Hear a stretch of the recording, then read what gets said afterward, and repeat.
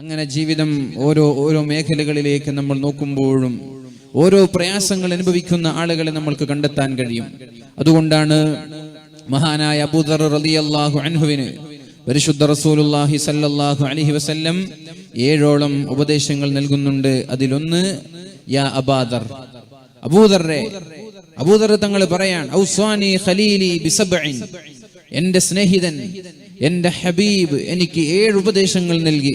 അതിൽ ഒന്ന് അൻ അൻദുറ ഇലാ മൻ ഹുവ ദൂനി വലാ അൻദുറ ഇലാ മൻ ഹുവ ഫൗഖി, ഒരിക്കലും മുകളിലുള്ളവരിലേക്ക് നോക്കരുത്, താഴേക്കിടയിലുള്ളവരിലേക്ക് നോക്കണം. മുകളിലുള്ളവരിലേക്ക് നോക്കുന്തോറും ജീവിതം ഇരുട്ടായിക്കൊണ്ടിരിക്കും, ഇനിയുള്ള വഴികൾ അടഞ്ഞതുപോലെ തോന്നും, ജീവിതത്തിൽ പ്രയാസങ്ങളും നിരാശയും നിറഞ്ഞുകൊണ്ടേയിരിക്കും. അതുകൊണ്ട് നിങ്ങളെക്കാളും മുകളിലുള്ള ആളുകളെ നോക്കി ജീവിതത്തിന്റെ സുഖം നിങ്ങൾ കളയരുത്, എപ്പോഴും നിങ്ങളെക്കാൾ താഴേക്കിടയിലുള്ളവരിലേക്ക് നോക്കണമെന്നൊരു സന്ദേശം പരിശുദ്ധ റസൂലുള്ളാഹി സ്വല്ലല്ലാഹു അലൈഹി വസല്ലം മഹാനായ അബൂദർ റളിയല്ലാഹു അൻഹുവിന് നൽകുന്നുണ്ട്. നമ്മളും അത് ജീവിതത്തിൽ പകർത്തുക.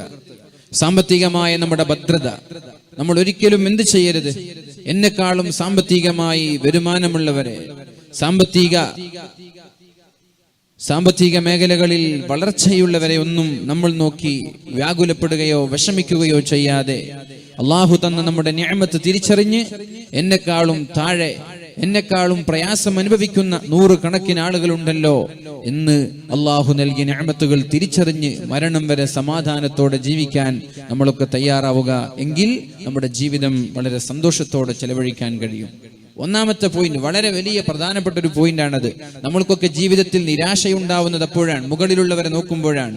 ചെറിയ വീട്, ആ സമയത്ത് ഓല കൊണ്ട് മേഞ്ഞ അല്ലെങ്കിൽ ഓട് കൊണ്ട് നമ്മൾ നിർമ്മിച്ചുണ്ടാക്കിയ വളരെ ചെറിയ വീടുകളാണെങ്കിലും ശരി, നമ്മൾ എന്ത് ചെയ്യണം? വീടില്ലാത്തവരെ നോക്കി ആശ്വസിക്കാൻ നമ്മൾക്ക് കഴിയണം.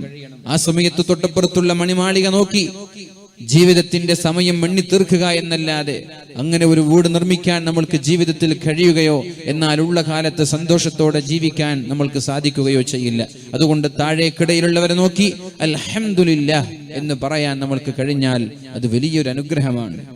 അതോടൊപ്പം മഹാനായ അബൂ ഹുറൈറ റളിയല്ലാഹു അൻഹു, അദ്ദേഹവും അതുപോലെ മഹാന്മാരായ സ്വഹാബാക്കളുടെ ഒരു സദസ്സിൽ വെച്ച് പരിശുദ്ധ റസൂലുള്ളാഹി സ്വല്ലല്ലാഹു അലൈഹി വസല്ലം ചോദിക്കുന്നുണ്ട്, മയ്യഖുദു അന്നി ഹാദിഹിൽ കലിമാത്ത്, ഞാൻ നിങ്ങൾക്ക് ചില കാര്യങ്ങൾ പഠിപ്പിച്ചു തരാൻ പോവുകയാണ്, ആരാണത് ജീവിതത്തിൽ ഉൾക്കൊള്ളാൻ തയ്യാറാവുന്നത്?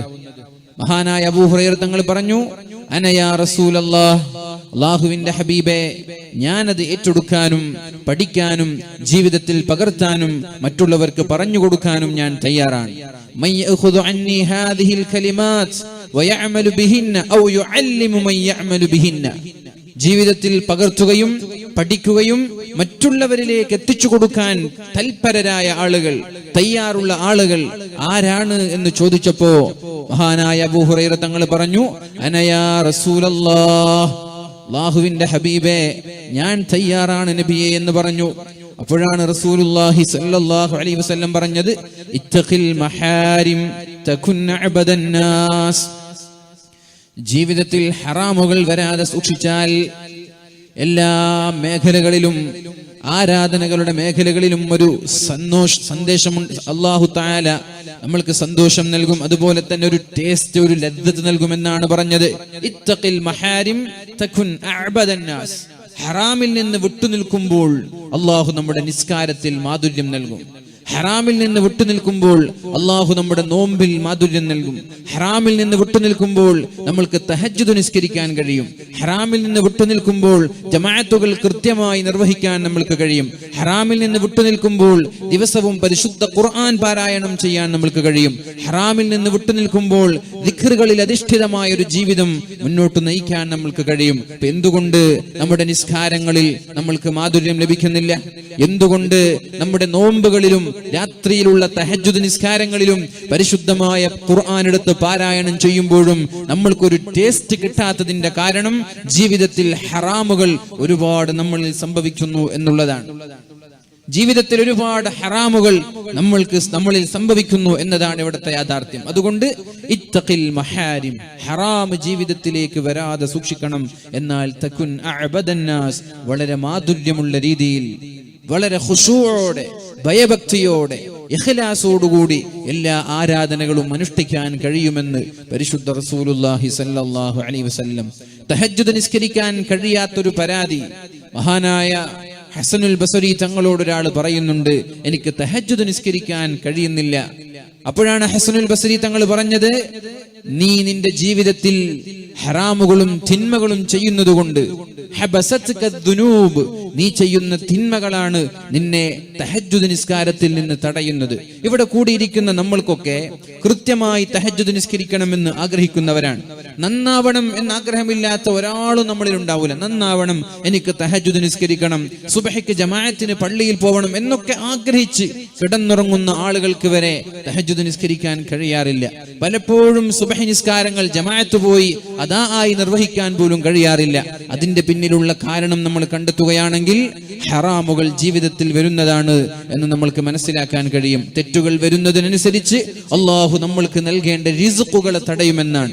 തെറ്റുകൾ ജീവിതത്തിൽ വരുന്നതിനനുസരിച്ച് അള്ളാഹുവിലേക്ക് അടുക്കാനുള്ള വഴികൾ അടഞ്ഞു പോകുമെന്നാണ്. അതുകൊണ്ട് കഴിവിന്റെ പരമാവധി ഹറാമുകൾ ജീവിതത്തിൽ വരാതെ, ഇനി ഹറാമുകൾ വന്നാൽ തന്നെ ഉടനെ തന്നെ തൗബ ചെയ്ത് അള്ളാഹുവിനോട് മാപ്പ് ചോദിച്ച് അള്ളാഹുവിലേക്ക് തൗബ ചെയ്ത് പശ്ചാത്തപിച്ച് മടങ്ങി അള്ളാഹുവിന്റെ അടുപ്പക്കാരനായി മാറാൻ നമ്മൾ ശ്രമിക്കണം. അല്ലാഹു റബ്ബ് സുബ്ഹാനഹു വ തആല തൗഫീഖ് നൽകട്ടെ. രണ്ടാമത്തെ വിഷയം, മഹാനായ അബൂ ഹുറൈറ തങ്ങളോട് അല്ലാഹുവിന്റെ ഹബീബായ റസൂലുള്ളാഹി സ്വല്ലല്ലാഹു അലൈഹി വസല്ലം പറയുന്നുണ്ട്, വർള ബിമാ ഖസമല്ലാഹു ലക് തകുൻ അഗ്നൻ നാസ്. അബൂ ഹുറൈറ, വർള ബിമാ ഖസമല്ലാഹു ലക്, അല്ലാഹു നിങ്ങൾക്ക് എന്ത് തന്നാലും അതിനെ തൃപ്തിപ്പെടണം, അൽഹംദുലില്ലാ എന്ന് പറയാൻ കഴിയണം. വർള ബിമാ ഖസമല്ലാഹു ലക് തകുൻ അഗ്നൻ നാസ്. നാട്ടിലെ ഏറ്റവും വലിയ കോടീശ്വരനായി, നാട്ടിലെ ഏറ്റവും വലിയ മുതലാളിയായി മാറാൻ നിനക്ക് കഴിയുമെന്ന് പരിശുദ്ധ റസൂലുള്ളാഹി സ്വല്ലല്ലാഹു അലൈഹി വസല്ലം. എങ്ങനെയാണ് ഒരാളുടെ സമ്പത്ത്, കോടീശ്വരനാണോ മുതലാളിയാണോ ധനികനാണോ എന്ന് എങ്ങനെയാണ് വിലയിരുത്തുന്നത്? അയാളുടെ മാനസികമായ ആ ഒരു സംതൃപ്തി നോക്കിയിട്ടാണ് അയാൾ മുതലാളിയാണോ ദരിദ്രനാണോ എന്ന് വിലയിരുത്തുന്നത്. എത്ര കിട്ടിയാലും തികയാത്തവരുണ്ടാകും. അല്ലെങ്കിലും സമ്പത്ത് കിട്ടി തികഞ്ഞവർ ലോകത്താരെങ്കിലും ഉണ്ടോ? സമ്പത്ത് കിട്ടി തികഞ്ഞവർ ലോകത്താരെങ്കിലും ഉണ്ടോ? നമ്മൾക്ക് നമ്മുടെ കുടുംബത്തിനും ജീവിക്കാനുള്ള, അല്ലെങ്കിൽ ഇനി 2 തലമുറയോളം ജീവിക്കാനുള്ള സമ്പത്തുണ്ടെങ്കിലും നമ്മുടെ നാടിൽ ആരെങ്കിലും കച്ചവടവും ബിസിനസ്സും നിർത്തി ഞാനിനി ഒന്ന് പള്ളിയിൽ കൂടട്ടെ എന്ന് പറഞ്ഞ് സമ്പാദിക്കുന്നത് നിർത്താറുണ്ടോ? 100 ഔട്ട്ലെറ്റുകളും 100 ഷോറൂമുകളും 100 മാളുകളുമൊക്കെ നമ്മുടെ നാടുകളിൽ വ്യക്തികൾ തുടങ്ങിക്കൊണ്ടിരിക്കുന്ന സാഹചര്യം. ഒരു മാള് മതി തലമുറയോളം തിന്ന് ജീവിക്കാനും തലമുറയ്ക്ക് സാമ്പത്തികമായി അനന്തരാവകാശം ബാക്കി വെക്കാനും. എന്നാലും ആളുകൾ സമ്പത്ത് കിട്ടി എനിക്ക് മതി എന്ന് പറഞ്ഞ് നിർത്തിവെക്കുന്നത്, കച്ചവടം നിർത്തുന്നത് ഇന്ന് വരെ നമ്മൾ കണ്ടിട്ടില്ല. ഏതായാലും നമ്മുടെ നാട്ടിൽ ഒരു മുതലാളി എന്ന് പറയുന്നത് വർള ബിമാ ഖസമല്ലാഹു ലക്, അല്ലാഹു എന്ത് തന്നാലും അതൊരു തലവേദനയാണെങ്കിലും ശരി, ക്യാൻസർ ആണെങ്കിലും ശരി, അള്ളാഹു നൽകുന്നത് സാമ്പത്തികമായ ബാധ്യതകളാണെങ്കിലും ശരി, കുടുംബങ്ങളിലെ പ്രശ്നങ്ങളാണെങ്കിലും ശരി, ഏത് വിഷയം നമ്മൾക്ക് സഹിക്കാൻ കഴിയാത്ത ഏത് വിഷയം അള്ളാഹു തന്നാലും അൽഹംദുലില്ലാ, ഇതെന്റെ റബ്ബിന്റെ തീരുമാനമല്ലേ എന്ന് പറഞ്ഞ് തൃപ്തിപ്പെടാനുള്ളൊരു സന്മനസ്. വർള ബിമാ ഖസമല്ലാഹു ലക് തകുൻ അഗ്നൻ നാസ്. മഹാനായ അബൂദർ തങ്ങളോട് അല്ലാഹുവിന്റെ ഹബീബ് ചോദിക്കുന്നുണ്ട്, യാ അബൂദർ, അബൂദറേ, നിങ്ങൾക്ക് തോന്നുന്നുണ്ടോ അതദറൂന മൽ ഗിന, എന്താണ് സമ്പന്നത എന്ന് പറഞ്ഞാൽ എന്താണ്, ഐശ്വര്യം എന്ന് പറഞ്ഞാൽ എന്താണ്? അബൂദർ തങ്ങളോട് അല്ലാഹുവിന്റെ ഹബീബ് ചോദിക്കുമ്പോൾ അബൂദർ തങ്ങൾ പറഞ്ഞത്, അല്ലാഹുവേ, സമ്പത്ത് എന്ന് പറഞ്ഞാൽ, ഐശ്വര്യവാൻ എന്ന് പറഞ്ഞാൽ, മുതലാളി എന്ന് പറഞ്ഞാൽ ഒരുപാട് സമ്പത്തുള്ളവർ, ഒരുപാട് കച്ചവട സാമഗ്രികളുള്ളവർ, സ്വത്തുകളുള്ളവർ, അങ്ങനെ ബിസിനസ് മേഖലകളിൽ സജീവ സാന്നിധ്യമായി അറിയപ്പെടുന്ന പ്രമാണികളായ പണക്കാരാണ്, ദിർഹമുകളും ദീനാറുകളും ഉള്ളവരാണ്, നോട്ടുകെട്ടുകളുള്ളവരാണ്. അപ്പോഴാണ് അല്ലാഹുവിന്റെ ഹബീബ് പറഞ്ഞത്, അല്ല, സമ്പന്നത എന്ന് പറഞ്ഞാൽ, മുതലാളി എന്ന് പറഞ്ഞാൽ, ഐശ്വര്യം എന്ന് പറഞ്ഞാൽ ഒരുപാട് സമ്പത്തുള്ളവന്റെ പേരല്ല. ആരുടെ ഹൃദയത്തിനാണോ ഗിന എന്ന് പറഞ്ഞാൽ ഗിനൻ നഫ്സി, ഗിന എന്ന് പറഞ്ഞാൽ ഗിനൻ നഫ്സി, എനിക്ക് കിട്ടിയത് ധാരാളമാണ് എന്ന ചിന്ത ആർക്കാണോ ഉള്ളത്, മാഷാ അല്ലാഹ്, അല്ലാഹു എനിക്ക് എത്ര സമ്പത്ത് തന്നില്ലയോ, എനിക്ക് കിട്ടിയത് ധാരാളം, ഇനി ഞാൻ കഷ്ടപ്പെടേണ്ടതില്ല എന്ന് വെച്ച് നമ്മുടെ ബിസിനസ് ഒക്കെ മാറ്റിവെക്കണം എന്നല്ല, മരണം വരെ അധ്വാനിച്ചോളൂ, അതൊന്നും തെറ്റായ വിഷയമൊന്നുമല്ല. പക്ഷേ അള്ളാഹുവിന്റെ ദീനിൽ നിന്ന് മാറി നിന്നുകൊണ്ടുള്ള അധ്വാനം പ്രയാസമാണ്. പ്രിയമുള്ള മുഅ്മിനീങ്ങളോട് പറയുന്നത്, എനിക്ക് അള്ളാഹു തന്നത് ധാരാളമാണ് എന്ന ചിന്ത ആർക്കെങ്കിലും ഉണ്ടെങ്കിൽ അയാളാണ് ഏറ്റവും വലിയ മുതലാളി. അങ്ങനെ ഒരു ചിന്ത ആർക്കെങ്കിലും ഉണ്ടോ? എനിക്ക് റബ്ബ് തന്നത് കുറച്ചാണ് എന്നല്ലേ നമ്മൾ ചിന്തിക്കുന്നത്? നല്ലൊരു വാഹനമുള്ളവൻ, ഉദാഹരണം ഒരു സ്വിഫ്റ്റ് ഉള്ളവൻ ചിന്തിക്കുന്നത് എനിക്കൊരു ഇന്നോവ വാങ്ങാൻ കഴിയുന്നില്ലല്ലോ എന്നാണ്. ഒരു ഇന്നോവ ഉള്ളവൻ ചിന്തിക്കുന്നത് എനിക്കൊരു ബെൻസ് വാങ്ങാൻ കഴിയുന്നില്ല. ബെൻസ് ഉള്ളവന്റെ ചിന്ത പിന്നെ റോൾസ് റോയ്സ്. അത് കഴിഞ്ഞാൽ അവന്റെ ചിന്ത എനിക്കൊരു ഹെലികോപ്റ്റർ അല്ലെങ്കിൽ ഒരു ഫ്ലൈറ്റ്, ഇതൊന്നും എനിക്ക് വാങ്ങാൻ കഴിയുന്നില്ല എന്നൊരു ചിന്തയാണ്. ഞാൻ ചോദിക്കട്ടെ, ആർക്കെങ്കിലും വല്ല വാഹനങ്ങളിലും വല്ല വീടുകളിലും വല്ല ബിസിനസ്സുകളിലും സംതൃപ്തി, മാഷാ അല്ലാഹ് എനിക്ക് കിട്ടേണ്ടത് കിട്ടി ധാരാളമായി എന്ന ചിന്ത ആർക്കെങ്കിലും ഇവിടെ ഉണ്ടോ? ഒരു വണ്ടി ഇറങ്ങിയാൽ നമ്മളത് വാങ്ങിക്കുന്നു, അതിൽ നമ്മൾ സംതൃപ്തരാവാതെ ഒരു 2 വർഷം കഴിയുമ്പോൾ ന്യൂ വേർഷൻ അല്ലെങ്കിൽ പുതിയ വാഹനങ്ങൾ വരുമ്പോൾ അതും കൂടി നമ്മൾ വാങ്ങിക്കുന്നു. എന്തുകൊണ്ട്? നമ്മൾക്ക് തൃപ്തിയാവാത്തത് കൊണ്ടാണ്. അതൊന്നും തെറ്റാണെന്ന് അല്ല ഞാൻ പറയുന്നത്. പ്രിയമുള്ളവരെ, നമ്മുടെ ജീവിതത്തിൽ സന്തോഷവും സമാധാനവും മരണം വരെ നിലനിൽക്കണമെന്ന് ആഗ്രഹിക്കുന്നവർ അള്ളാഹു എന്ത് തന്നാലും അതൊരു പക്ഷേ പരീക്ഷണങ്ങളാവാം, പ്രയാസമാവാം, പ്രാരാബ്ദങ്ങളും ദുരിതങ്ങളുമാവാം, അൽഹംദുലില്ലാ എന്ന് പറയാനുള്ള ആ ഒരു സന്മനസ്സ് നമ്മൾക്കുണ്ടാവണം. അല്ലാഹു റബ്ബ് സുബ്ഹാനഹു വ തആല തൗഫീഖ് നൽകട്ടെ. മഹാനായ ഉർവത്ത് ഇബ്നു സുബൈർ തങ്ങളുടെ ചരിത്രം നമ്മൾ കേട്ടതാണ്, ഞാൻ വിശദീകരിക്കുന്നില്ല. ഉർവത്ത് ഇബ്നു സുബൈർ തങ്ങൾ ഒരു യാത്ര കഴിഞ്ഞ് തിരിച്ചു വരുമ്പോഴാണ് കാലിന് അസഹനീയമായ വേദന തോന്നുന്നത്. കാലിന് സഹിക്കാൻ കഴിയാത്തൊരു വേദന വന്നു. കാല് മുറിച്ചു മാറ്റാൻ പറഞ്ഞു. അദ്ദേഹം കാല് മുറിച്ചു മാറ്റാൻ സമ്മതം കൊടുത്തു. എങ്ങനെയാണ് മുറിച്ചു മാറ്റേണ്ടത്? ഞാൻ സുജൂദിൽ കിടക്കുന്ന സമയം നിശ്ചലനായി ഞാൻ ഇരിക്കും. ഞാൻ എങ്ങും പരിസരബോധമില്ലാതെ ശ്രദ്ധയില്ലാതെ സുജൂദിൽ നിശ്ചലനായി ഞാൻ ഇരിക്കുന്നത് കണ്ടാൽ നിങ്ങൾ എന്റെ കാല് മുറിച്ചോളൂ എന്ന് പറഞ്ഞു.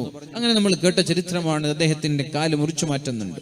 കാല് മുറിച്ചു മാറ്റുന്ന സമയം അദ്ദേഹം പറഞ്ഞൊരു ദിക്റുണ്ട്, റളീനാ ബില്ലാഹി റബ്ബൻ വബിൽ ഇസ്ലാമി ദീനൻ വബിമുഹമ്മദിൻ നബിയ്യാ.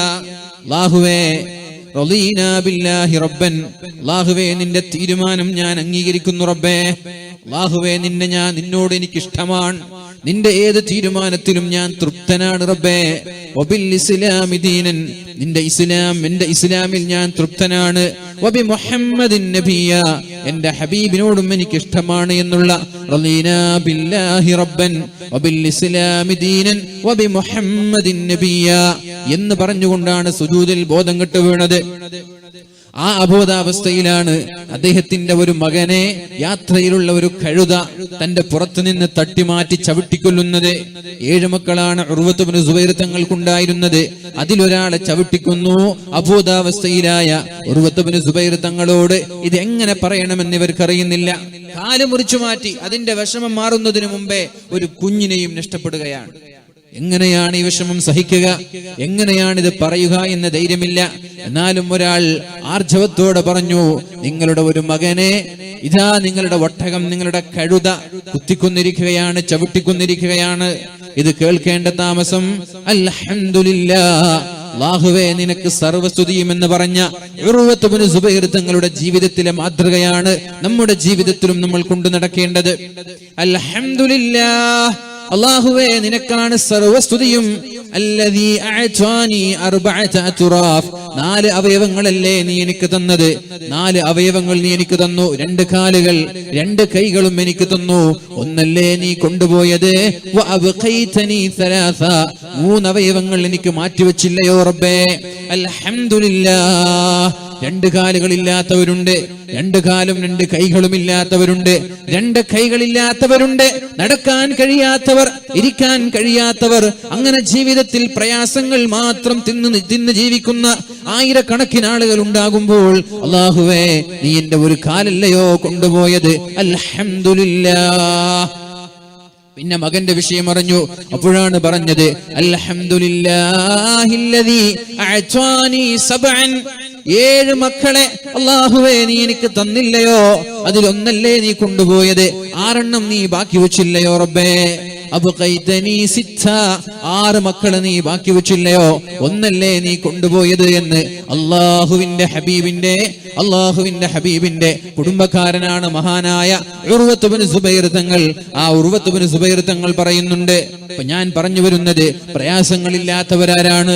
മക്കള് മരിച്ചുപോയേക്കാം, കാലുകൾ മുറിഞ്ഞു പോയേക്കാം, ക്യാൻസർ ബാധിച്ച്, അതുപോലെ തന്നെ ഷുഗർ ബാധിച്ച് ഡയാലിസിസ് ചെയ്യേണ്ടി വരുന്നവരുണ്ട്, ഹൃദയം മാറ്റിവെക്കേണ്ടി വരുന്നവർ, കിഡ്നി മാറ്റിവെക്കേണ്ടി വരുന്നവർ, ഇങ്ങനെ വ്യത്യസ്തമായ രോഗങ്ങൾ കൊണ്ട് പരീക്ഷിക്കപ്പെടുന്നവർ തളരല്ല, ഒരിക്കലും പതറല്ല. അള്ളാഹുവിന്റെ തീരുമാനമാണത്. അള്ളാഹു ഇന്നല്ലാഹ ഇദാ അഹബ്ബ അബ്ദൻ ഇബ്തലാ. അള്ളാഹുവിന് ഒരാളോട് സ്നേഹം തോന്നിയാൽ, അള്ളാഹുവിന് ഒരാളോട് ഇഷ്ടം തോന്നിയാൽ അള്ളാഹു അയാളെ പരീക്ഷിക്കുമെന്ന് മുഹമ്മദുർ റസൂലുള്ളാഹ്. അള്ളാഹുവിന് സ്നേഹം തോന്നുന്നതിനനുസരിച്ച് അള്ളാഹു നമ്മെ പരീക്ഷിക്കുമെന്നാണ്. സ്നേഹം തോന്നുമ്പോൾ അള്ളാഹു പരീക്ഷിക്കുമെന്നാണ്. പരീക്ഷണങ്ങളിലൂടെ ജീവിക്കുന്ന നമ്മൾ മനസ്സിലാക്കേണ്ടത് അള്ളാഹുവിന് എന്നോട് ഇഷ്ടമുള്ളത് കൊണ്ടല്ലേ. ലോകത്താരാണ് പരീക്ഷണങ്ങൾ അനുഭവിക്കാത്തത്? മഹാനായ ആദം നബി അലൈഹിസ്സലാം മുതൽ അള്ളാഹുവിന്റെ ഹബീബ് വരെയുള്ള പ്രവാചകന്മാരുടെ ശൃംഖലകൾ എടുത്തു നോക്കുമ്പോ ഓരോ പ്രവാചകന്മാരും പരീക്ഷണങ്ങൾക്ക് വിധേയരായവരാണ്. ആദം നബി അലൈഹിസ്സലാം തന്റെ മകനെ, സ്വന്തം മകൻ തന്നെ വളരെ നിർദാക്ഷിണ്യമെന്ന് പറയട്ടെ, കാരുണ്യമില്ലാത്ത, കണ്ണിൽ ചോരയില്ലാതെ ഒരു പെണ്ണിന് വേണ്ടി തന്റെ മകനെ കൊന്നത് മഹാനായ ആദം നബി അലൈഹിസ്സലാം ജീവിക്കുമ്പോഴല്ലേ. ആരാകുന്നത്?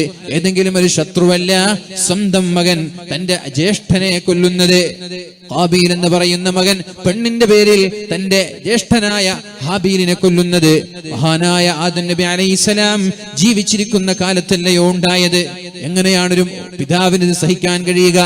ഇബ്ലീസിന്റെ, പിശാചിന്റെ വസ്വാസ് മൂലം മറന്നുകൊണ്ടൊരു പ്രവൃത്തി ചെയ്തതിന്റെ പേരിൽ അള്ളാഹു സ്വർഗത്തിൽ നിന്ന് ഭൂമിയിലേക്ക് മഹാനായ ആദം നബി അലൈഹിസ്സലാമിനെ പറഞ്ഞേക്കുകയും 300 വർഷക്കാലം അള്ളാഹുവിനോട് കരഞ്ഞു ദുആ ചെയ്തില്ലയോ?